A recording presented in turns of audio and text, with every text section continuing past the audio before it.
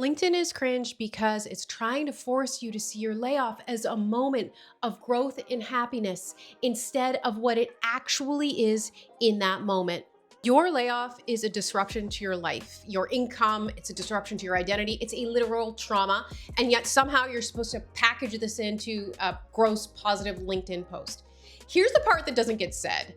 LinkedIn isn't cringe because of the people on the platform. It's cringe because of what the system rewards. It rewards being positive all the time. It rewards being composed. It rewards you're handling it well, even when you're not. And that creates this weird pressure and a sort of toxic reality where everyone is performing the same weird version of reality.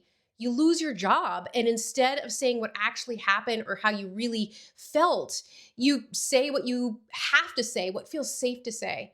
I have over 20 years of HR experience, and I've seen both sides of this. What's happening internally and what shows up publicly are two drastically different things. Internally, layoffs are about costs, structure, and decisions are made on paper. And externally, they're framed as growth, opportunity, and transition. And LinkedIn is where this gap gets hidden. This is also why things feel so off because you're watching people go through something real, but they only show a version that keeps them employable of what that transition looks and feels like. And the truth is, everyone knows it, but no one wants to say it out loud because the second you do, you start thinking, will this hurt me later? Will it hurt my chances of getting my next role? So people stay quiet, you get laid off, you perform, and it creates this sort of trap. If you're honest, you risk your image. If you're not, you disconnect from what you actually feel. So you're kind of damned if you do and you're damned if you don't. This is why LinkedIn feels so unnatural.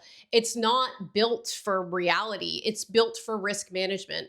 Every post is filtered, every word is calculated, everything is optimized to not hurt your future. So, what you end up with is a feed full of people trying to stay safe and protect themselves. And that's not safe at all. And where this actually starts to matter isn't the LinkedIn feed, it isn't the post.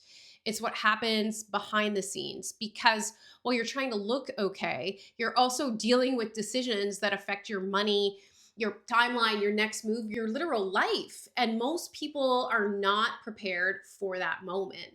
They're thinking about how they're going to be perceived, not how to respond or how they feel.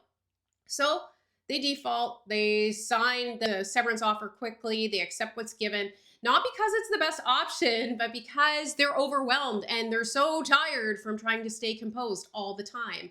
And this is the part that people don't talk about on LinkedIn. If you take anything from this, it's this. You don't have to perform in private just because you have to perform in public.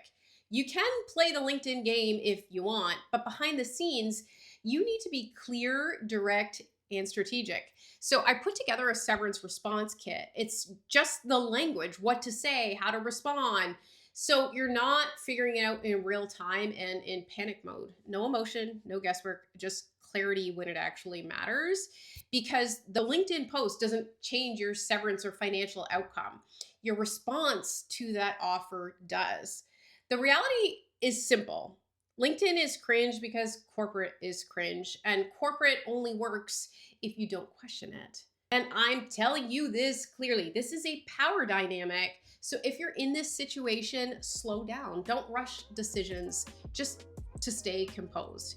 And if you want to handle it properly, the link is in the description to the severance response pack. And if you want more of this, real conversations about how work actually works and how corporate actually works, make sure to subscribe.